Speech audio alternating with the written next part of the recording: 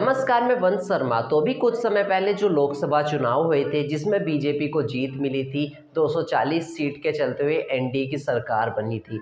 अब लोकसभा चुनाव को लेकर एक बड़ी खबर आई है। एडीआर यानी कि एसोसिएशन फॉर डेमोक्रेटिक रिफॉर्म्स की तरफ से एक इंफॉर्मेशन आई है। सबसे पहले तो आप एक आज तक का आर्टिकल देखिए।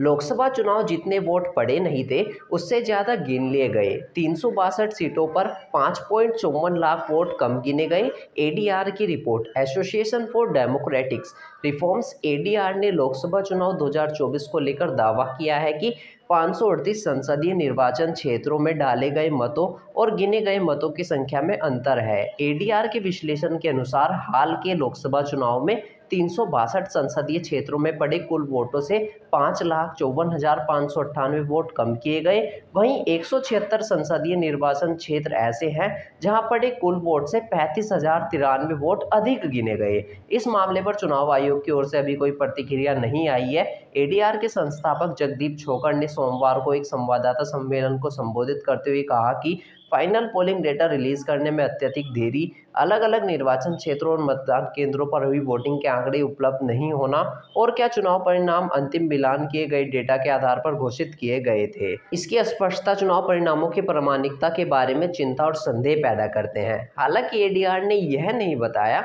कि वोटों के इस अंतर से कितनी सीटों पर अलग नतीजे आए। देखिए, ऐसी खबर जो है एडीआर की तरफ से आई है। 362 तो ऐसे संसदीय क्षेत्र हैं जहां पर 5,54,000 वोट जो हैं कम गिने गए। वहीं 176 संसदीय निर्वाचन क्षेत्र ऐसे हैं जहां पर 35,093 वोट अधिक गिने गए। इस तरह की जो है खबर आ रही है। हालांकि इस पर अभी देखिए चुनाव आयोग की कोई प्रतिक्रिया नहीं आई है। अब इस पर जब चुनाव आयोग कोई प्रतिक्रिया लेगा तब पता चलेगा। हालांकि इस समय यह कहना भी कतई गलत साबित होगा कि किस पार्टी को ये कम वोट पड़े और किसको ज़्यादा पड़े। यह इस समय कहना बेहद गलत होगा क्योंकि इस समय कोई भी अभी जानकारी इस बारे में नहीं मिली है। सिर्फ एडीआर की रिपोर्ट के मुताबिक यह जानकारी मिली है कि इतने कम और इतने ज़्यादा वोट की एक खबर सामने आई है। अभी इस पर अब जब चुनाव आयोग कोई प्रतिक्रिया लेता है तब चुनाव आयोग पूरा एनालिसिस करके पूरा विश्लेषण देगा, मतलब, और बताएगा कि आखिर क्यों हुई ये गड़बड़ी या फिर क्या माजरा था जो ऐसा सामने आना पड़ा है। हालांकि देखते हैं चुनाव आयोग कब तक का ये इन्फॉर्मेशन जारी करता है।